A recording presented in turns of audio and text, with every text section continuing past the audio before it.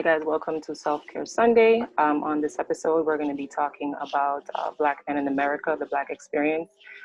As of recently, with the killing of George Floyd through police brutality, we just want to have a conversation amongst other Black men of all ages and different backgrounds, and we want to take their perspective on things. So my first question is going to go to Omar.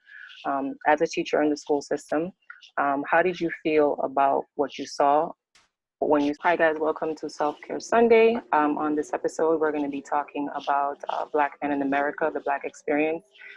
As of recently, with the killing of George Floyd through police brutality, we just want to have a conversation amongst other Black men of all ages and different backgrounds, and we want to take their perspective on things. So my first question is going to go to Omar.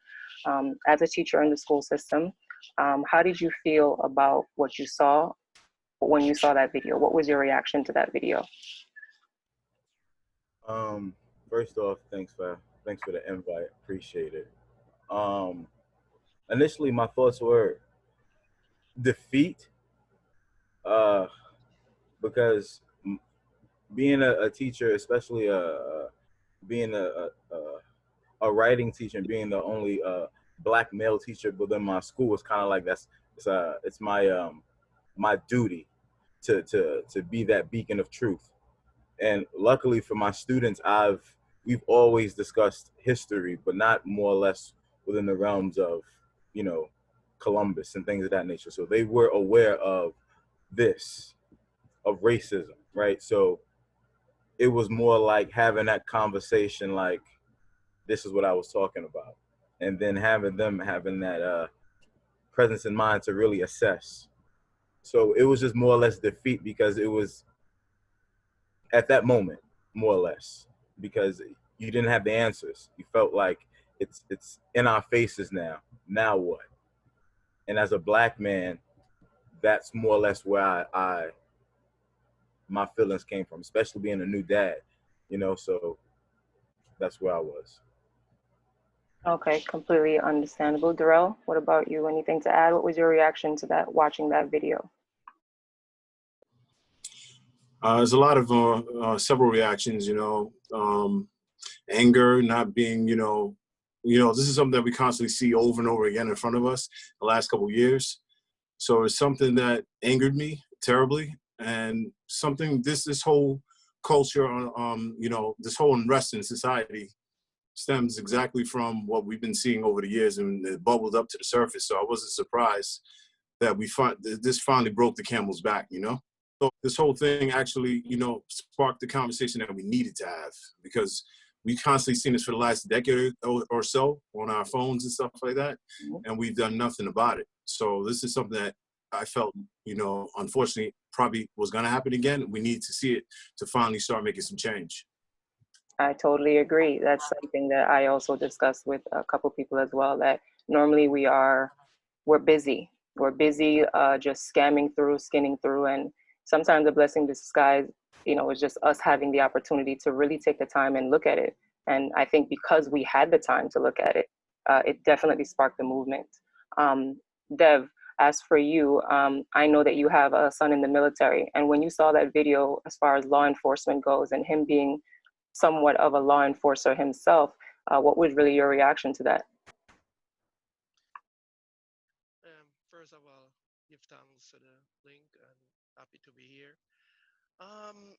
For me, it was really unbelievable. I mean, we know these things been going on, but this one was really blatant. I mean, this guy had no remorse, and when I was looking at that guy, I'm like, wow. I mean, it was unbelievable. Let me just say it was just unbelievable. And for my son, I mean, I could only hope that he never, get in a position where he has to deal with somebody like that ever in his life. So, I mean, it was heartfelt. Let me just say that. I mean, Okay, so you know, with your son being in the military, have you spoken to him since then? Have you gotten any perspective from him since then on the situation that's going on? Okay, so no, actually, we have not a conversation as yet Mm-hmm. because, you know, other things we've been talking about other things, but that direct, you know, situation, we haven't had a conversation about it, but we will. Um, we have had the talk. I mean, that famous talk every parent had with their black sons. We did have the talk with him. I mean, way before he joined up.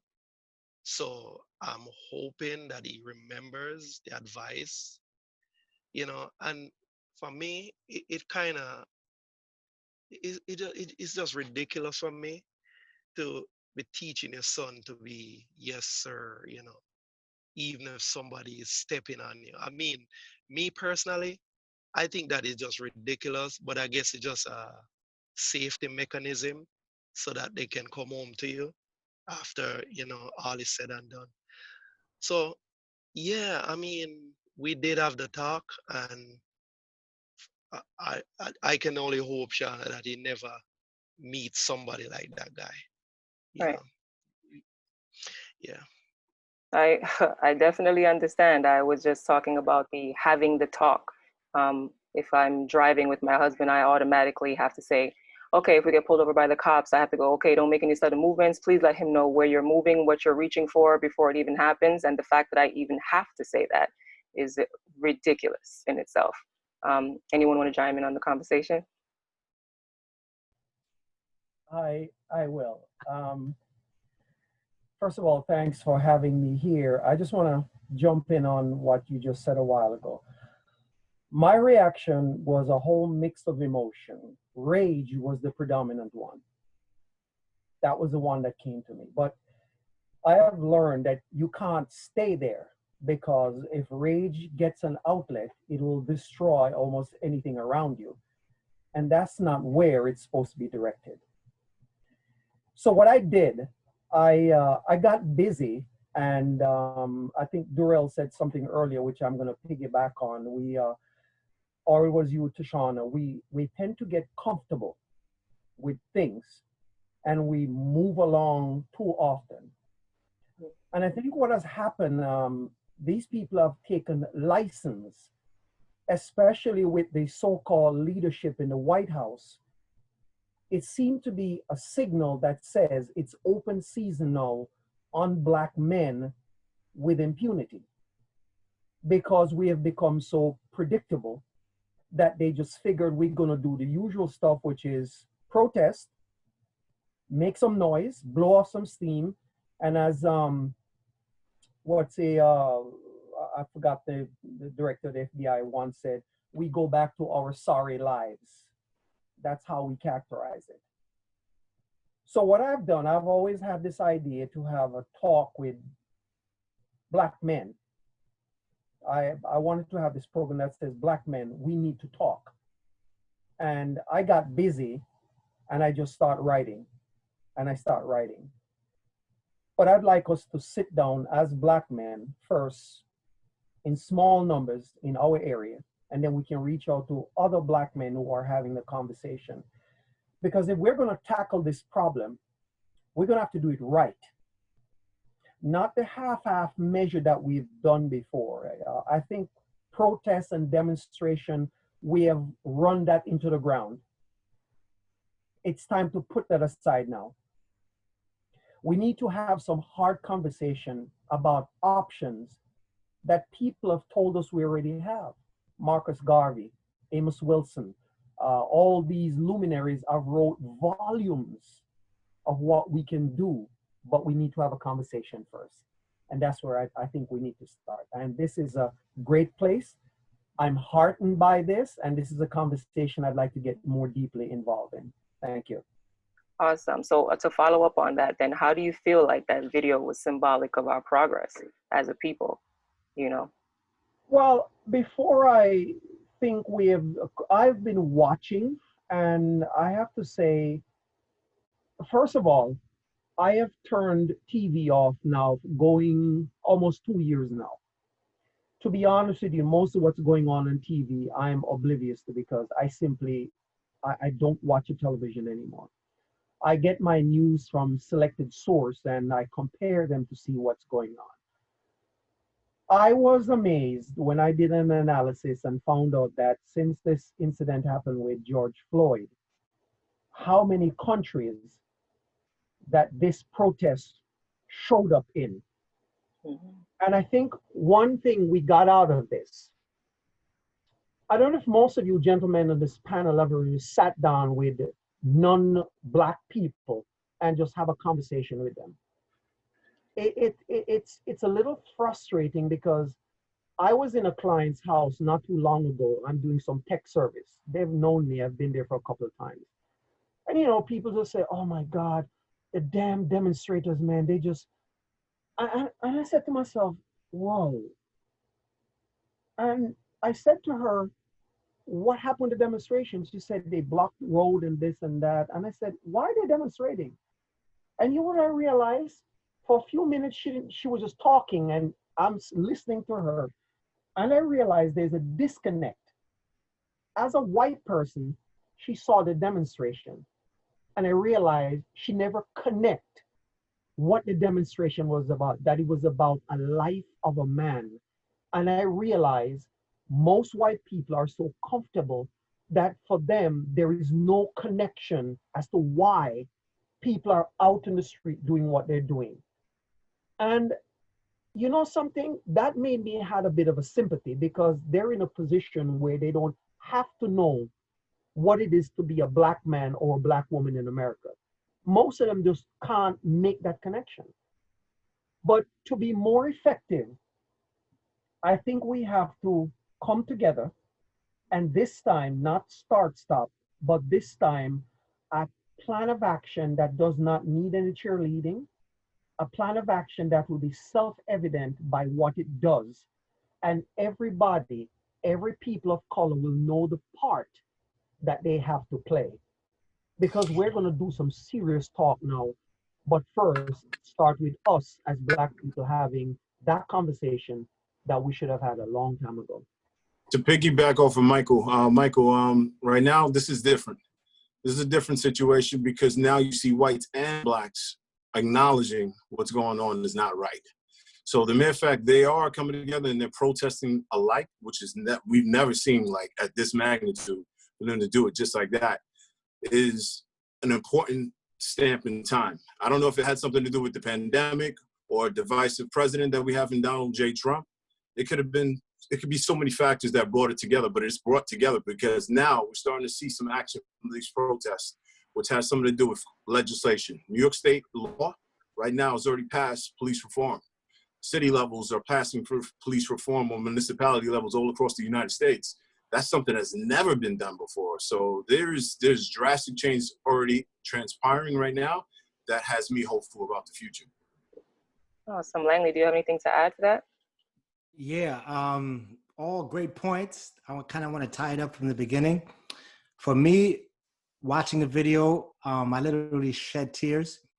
The most glaring thing to me was the officer's calm. His hand was in his pocket. He knew he was being videotaped, and he never budged. That brought chills and tears to me to show the level of disregard for human life, especially of Black folks. Secondly, you know, since we've had COVID, I've been thinking, how are we going to come out of this in a better place, just as individuals, as people? But this coming out of it, I could have never foreseen. Is profound. And the reason is because of COVID. Everyone didn't have the distraction of work and other things, no sports. So they were forced to pay attention. The second part of it was the protests. Very, very necessary. Okay, without the protests, the avalanche would not have taken on this momentum to have reached the point where legislation is being passed. So protest is necessary. No great change is going to ever take place without the crying out for it. And I give credit to the young people, you know, the millennials, and to this great device, which is the greatest invention of all time, because this has brought our plight to face with others of Caucasian persuasion who really don't understand. So I've sat with many of them and have had these conversations. And the thing that I have to continue to do is to be calm, because I need to try to understand the beast that I'm dealing with. And it really is ignorance. Some of them are not ignorant for ignorance sake. They really just don't know. It's not their experience. And because they don't know, they don't care. However, I'm coming out of this now, and within the last week, I've had about, I would say, 5 white, quote unquote, I guess, acquaintances, friends that have contacted me because they want to know. And I've come to a point where I'm saying, now that they're been alerted of what I've been saying to them exists and they had no idea, I'm not going to say what took you so long. I'm not going to say about time. I'm going to say, welcome in. Here's the conversation. Now that you're willing to listen, because we cannot move forward without them. Okay. And we need to engage and enroll anyone that is willing to listen and ally with us so that these measures can take place. Let's remember this. Barack Obama could not have been president without the white vote. So none of these things that's going to continue to happen with this momentum is going to happen without white folks. So we as Black men, whenever we can engage someone in that conversation, let's try to put the anger on hold, because it's going to be there, and let's try to engage them in moving forward to help our plight. Last point on that is it's very, very important that we do something active, like make a distinct difference. And whether that is just enrolling someone in the conversation and asking your white allies to then call out their white friends when they're being obvious racist within their company and no Black folks around, I think that's the key to really holding them to their task. So I think we have a great momentum, and I don't want to lose it. And I would love to continue these conversations so that we can learn from each other as we're doing here. Awesome. Thank you for that. Lee, how do you feel about the ask? You know, the fact that we are still pretty much asking for our civil rights, still asking for equality, still asking for our life, pretty much. How do you feel about that? Even after all this time, all these years have gone by, that we are still in the position to have to ask. What is your reaction to that? Oh, you're on mute, Lee.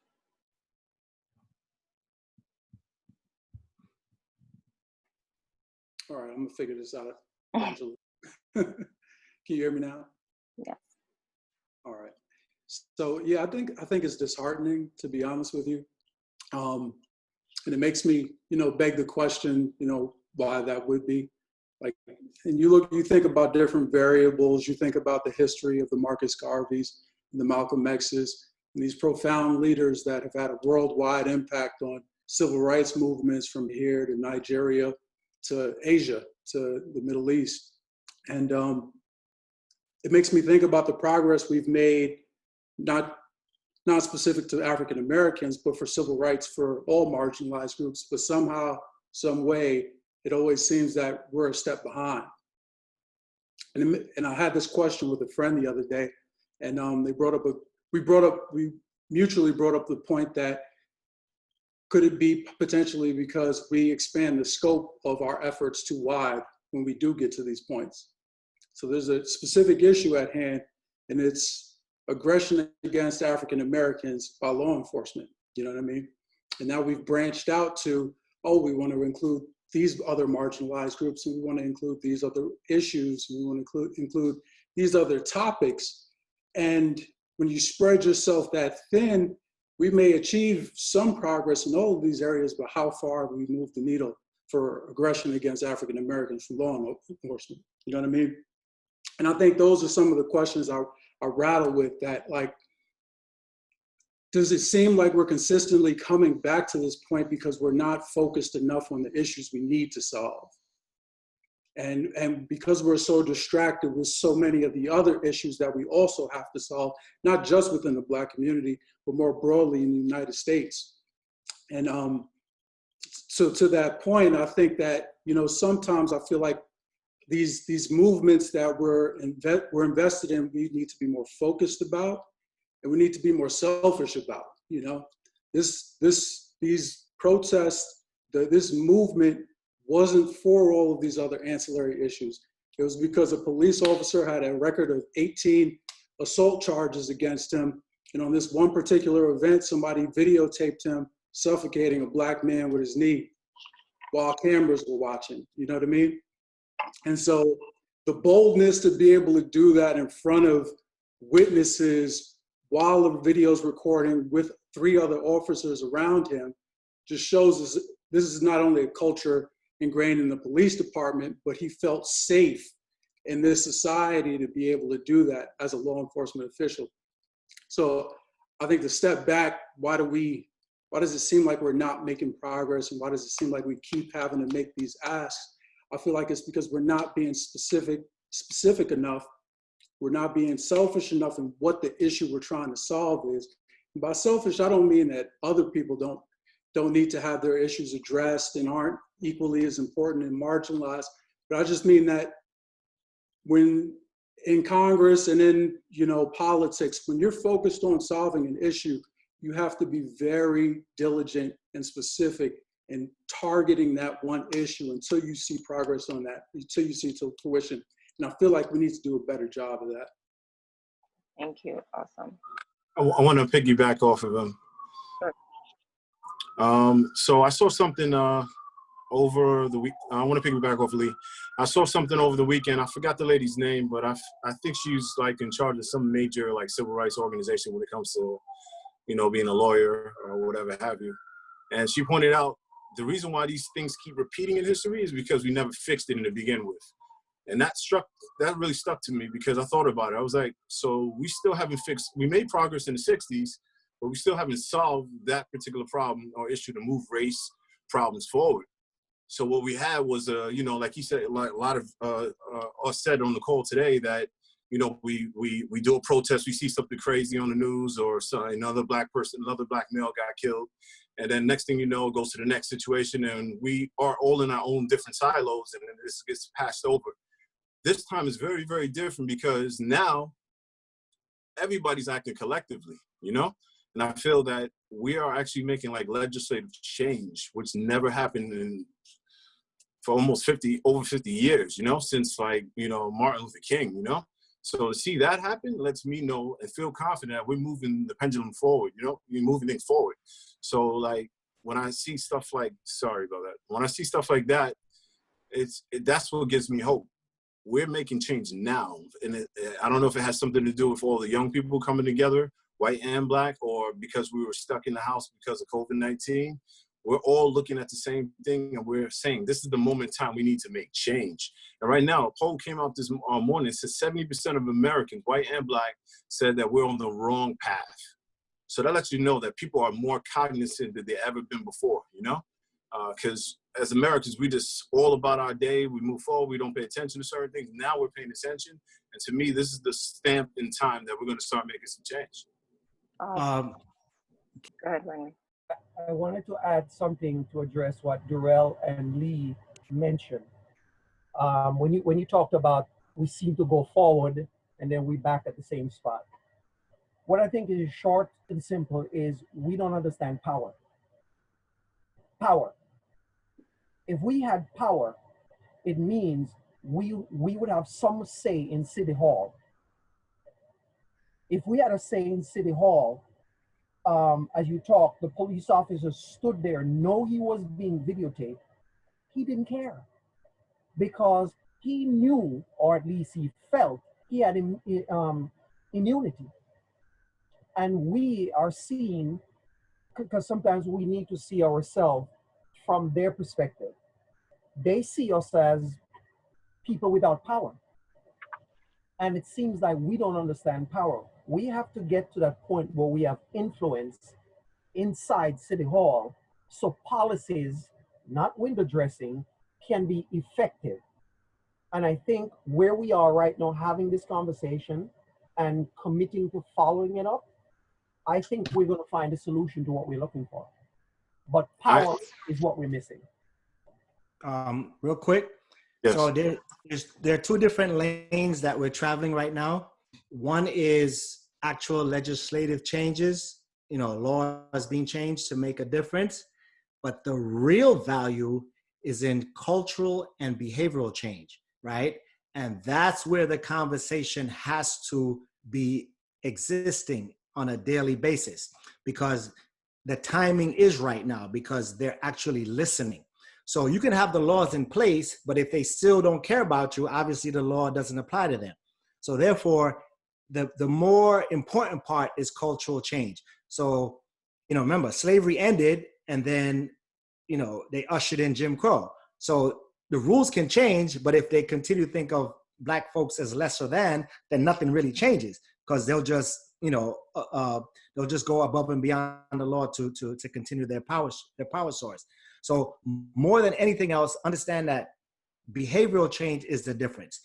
The biggest thing coming out of slavery ever, and I don't know where I heard this before, was the belief that white folks think that they're better, white supremacy. So the game that's being played in America is poor white folks, no matter what, still think they're better than Black folks. So what we're seeing in Donald Trump is a regurgitation of Obama, right? So they gave us the worst of the worst, but it actually backfired, because him being there, I think, really exposed the level of racism in America. And this is our moment. This is our time. And Howard, sometimes you got to take a couple steps back. Donald Trump is, well, maybe 100 steps back. But the reality is now, look at all the things, social change that can come out of the situation. Like you said, we are witnessing all of the problems that we have in America. He is a regurgitation of the worst of America. And we have the opportunity right now to make change. Really quickly, talking about like a black agenda is what we're really talking about, right? We have to start voting more on local elections. I heard Charlemagne on the radio, Charlemagne, the guy talking about the president should be having, Joe Biden should have a black agenda. Yes, he should have a black agenda, but I'm not looking to the president to say that this is what he's going to do for us Black folks. I'm looking to, on the local level, our communities, municipalities, state levels, to put people that that have our views in power, so we can then get a black agenda that way, from the bottom up. Awesome. Anyone want to add to that before we go? Yeah. Yeah. Just continuing on what the gentlemen were talking about. With the whole voting thing, I think that is important, and not necessarily in the presidential aspect of it, but for the local election, as the Virgin just said just now, because the action of the cop, just like Mike said, this dude know we can't do anything about it, at least from the level of, say, going to the courts or whatever. He knows that.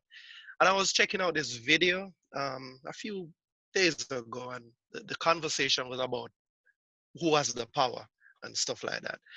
And there's this case in New York. I don't know if you guys heard about it, where a cop was suing the NYPD because I don't remember if it's the guy who runs the station told him to just, you need to write more tickets or get more arrests. And the guy was actually saying like, yo, nobody's doing anything. And this dude was like telling him like, yo, just go to that neighborhood and grab who you can. So these guys know that some people cannot do nothing. And as the Bridget said, we have to go to the legislations. We have to, I am all for the mayors and those votes. Those people, we gotta let those people know that, listen, we're gonna give you a vote. You gotta do something for us. And I think that is the problem we've been having all these years. For example, we really didn't ask Barack Obama for nothing. We were just happy there was a black dude in the White House. We didn't ask him for nothing. Mm-hmm. He did so much stuff for so many people, but the truth is, it's our fault. We really didn't ask him for nothing. And one of the things I think we probably should concentrate on more is putting our money together and backing some of these people, because we need to ask these people for, I'll give you our vote. You got to do something for us, man. And I think that is where we got to start, The next thing just to backtrack a little bit about the like white folks, we, the truth is there's some white folks really don't want to know. They really don't want to know. Mhm. And I don't know where some of them get their statistics from, but I think there's a statistic for black folks, and I think there's one for white people, because I've heard people quote some statistics, and I'm like, where the hell did you get that from? So I saw this lady on a video, and she was literally pleading to black people like, "You're killing the cops. You're killing." I'm looking at this lady, I'm like, what the hell? This woman, wherever he gets her information from, she believes that we're literally out there shooting at cops. So we have to educate, our, the others, let them know that, look, it's not what it seems, because their experience, as you all know, their experience is not our experience. It's really not, because the white folks, the cops are friends, but when we see the cops, it's like, whoa, you know. And yeah, man, we have to, we really have to get to these people, man, and make some deals with them or something, because something has to change. That's the point. Something has to change. Whatever we were doing, we got to do something different, because one of the problem is, I think we get comfortable after a certain little change makes, we get comfortable, or we revert back to our natural state, and we start partying, and we have to stay on this one. This one, as you said, is the straw that broke the camel's back. We got to stay with this one, and we got to go all the way with this one. I wanted to totally piggyback agree. on- Go I ahead. wanted to piggyback on something that Howard said earlier, because it made me curious about some numbers when you were speaking about the cultural changes. I just did some quick Googling, and I came across some information. I was curious what the reaction was when Kaepernick first kneeled. So they did some polls, and they found that 54% of voters found that it was inappropriate and he shouldn't have did it, and race relations weren't really an issue like that. So they did a recent poll, and 67% of voters now say that race tensions are the worst they've ever been, right? And of those, 63% of white people, that's Republican, independent, Democrat, whatever, 63% found that race relations are the worst they've ever been, right? And for independents, 73%, and for Democrats, 92%. And so that's interesting to your point. It really shows that there's a strong, not just a moderate, there's a massive cultural change, because you don't get over 55%, and that gets you enough for legislation. When you get in the 60s, 65, 67, you're talking about widespread cultural change that's going to last for a few generations. So I really thought that was an interesting point you brought up. All right, so I'm a sports guy by nature, and huge leaders moving forward are sports organizations, right? A couple of big things has happened. NASCAR outlawing the Confederate flag, that's huge. That's huge. I mean, that's their symbol basically, okay? In college football, the SEC, which, back in the day I wrote college sports is basically modern day slavery. The SEC now, where those athletes are starting to be awakened, they're going to have to start making steps in recognizing that these college athletes are not being recognized for the value that they bring. And so I think sporting events really, once you say something in this era, it's on tape, and we can bring it forward and bring it up.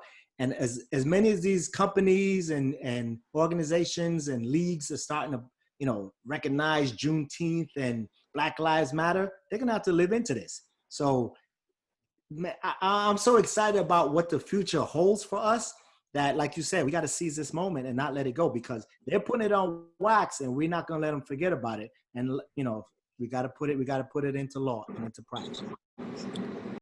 Awesome. Okay, guys, so hold on a second. We are going to switch it up a little bit and discuss another aspect of the situation. Okay, so I want to gear this next question towards Omar. much of the Jim Crow era, where pretty much people were being dragged in the street and no one really doing anything about it, is kind of how I felt personally watching that kind of video, right? Where the other cops were just standing there, some of them hands in their pockets. Do you feel like, as an African American male, that there is this preconceived notion that you can withstand more pain, so to speak?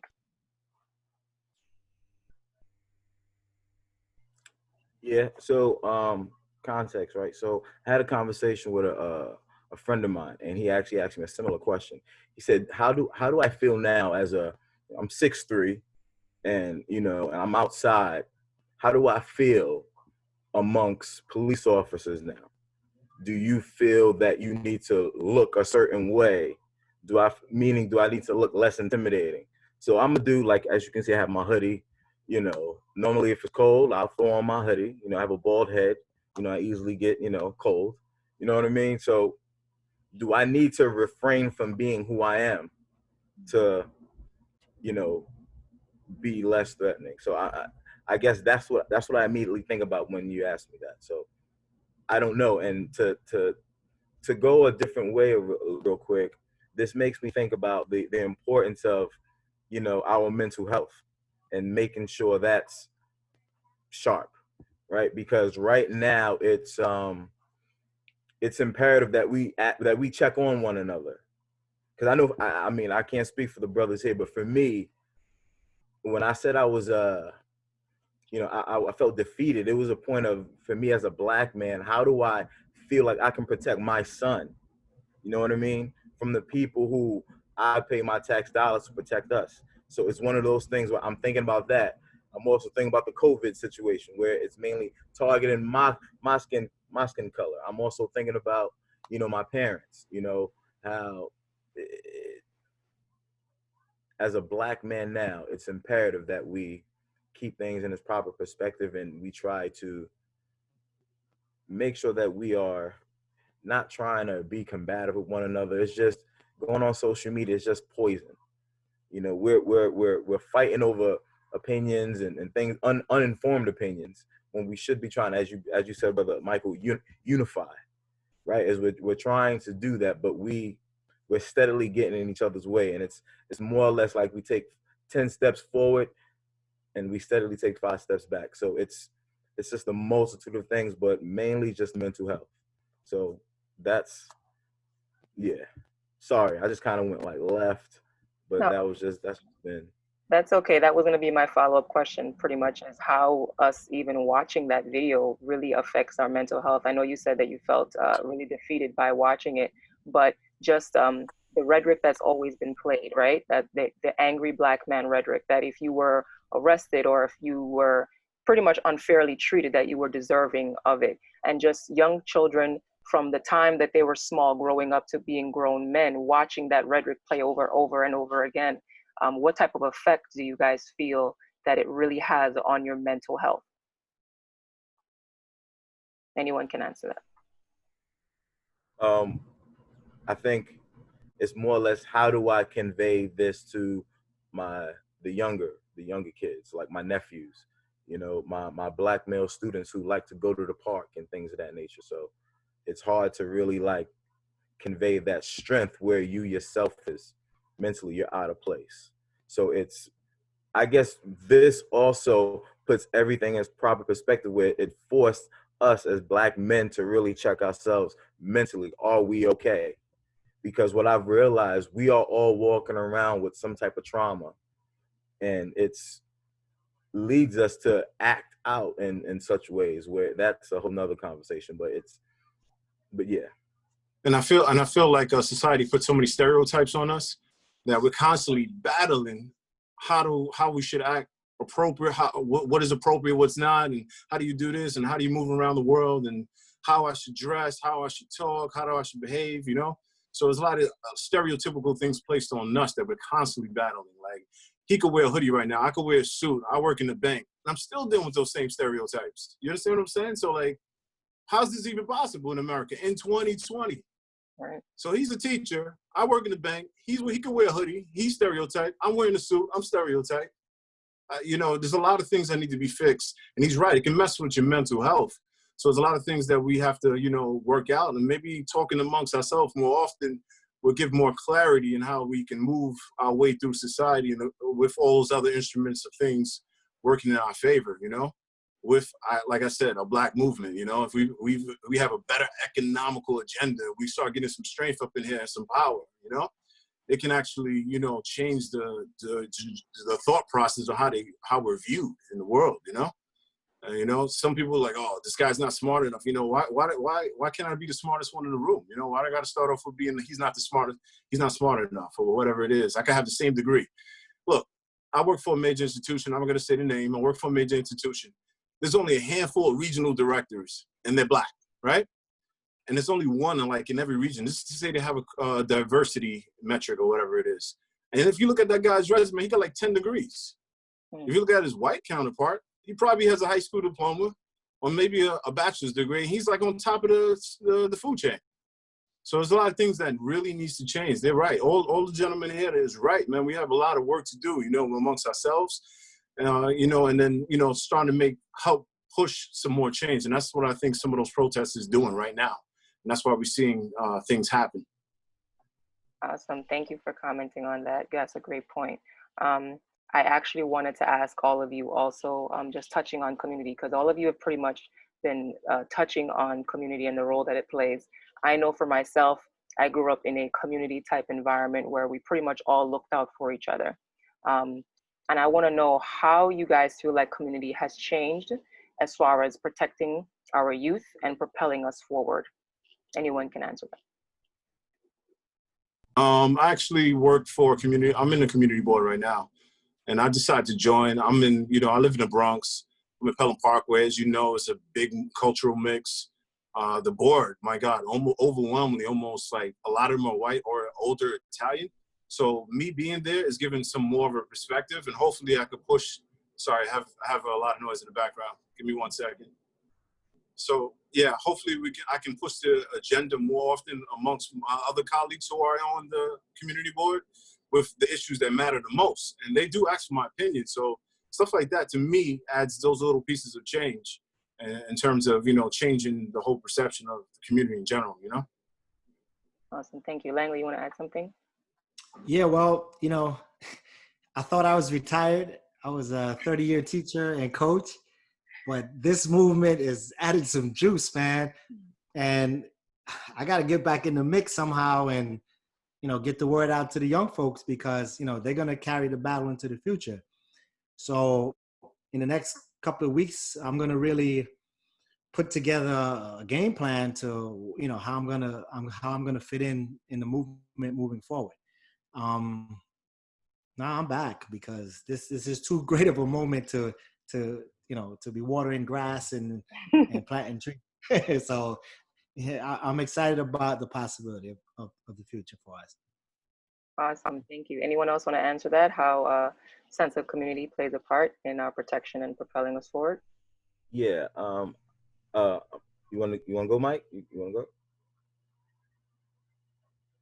go? I was just going because you brought up like getting the kids involved, and I remember a couple of weeks ago I went to a protest, and we were pretty much ending our writing unit in memoirs, and one of my memories was actually youth activism, which I was a part of when I was young, and I went down there and I zoomed it as we are now, and I had them part of that.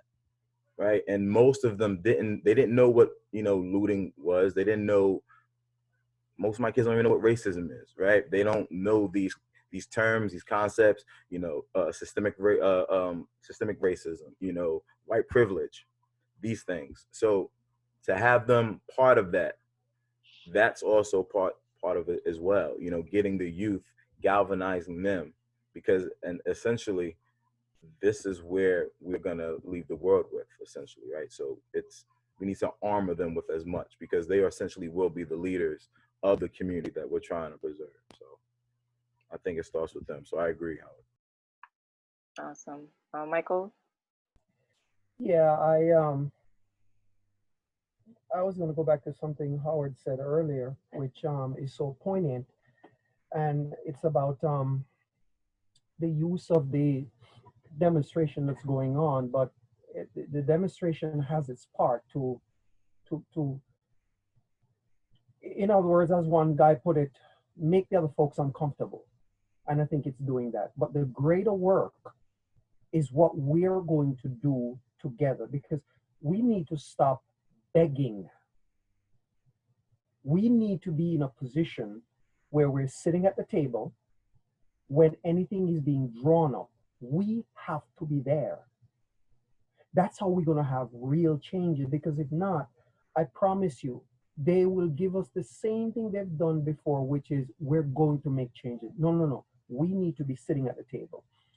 What will this look like? I think it ties in with the question you asked, Tishauna, and that is the young people, the younger people don't have the experience we have as older men, but they have the energy. We need to guide them, because guys, we have the powers of our ancestors behind us. And I think this COVID didn't happen just by accident. I think it's a golden opportunity where no sports to be distracted. I mean, you can't even go to a strip joint right now. So we can actually have that conversation. But here's the key, guys. We cannot solve a problem unless we all agree there is a problem. There are folks, Black folks, who think, well, the system is not so bad. You know, you tweak it here and there, it's okay, because they are comfortable where they are. I sense from where you guys are, you guys think differently. And it's like, no, we need to turn this thing around. But how we turn it around, guys, is not begging Joe Biden or so and so and so and so. I don't know if it's Omar or Lee mentioned the statistics about local elections. There is one of our problem right there. We tend not to care much about those little board election that goes on in the municipality. We're all about the big election, presidential, mayoral, and so on. But real power happens at the county level. And that is something we as Black folks didn't really grasp. Or if we did, we forgot. Solution? We have, as Black people, we have to sit down and come up with a comprehensive plan amongst ourselves. And when we put a candidate in, we said, here, this is what we want. And we are watching you. You deliver or we take you out. And they need to know that we are serious. As Black men, we're gonna have to do more of this, where we sit down, we share our experiences, and then we add this conversation to the other conversation that's going on. And out of this, guys, I think we're gonna notice that we start to see a pattern forward.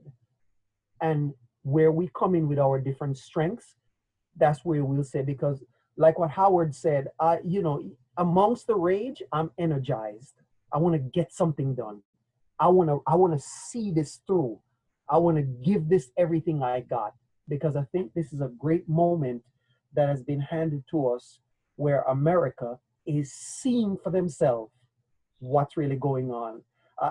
What is you, Durrell, who said race relationship is at its all-time worst right now? Well, most white folks didn't really understand that. They're seeing it now. So this is a golden chance for us to move forward, have meaningful conversation, and put definite plans of action to go forward. Give it to the young people with their uncritical energy, and we got something going.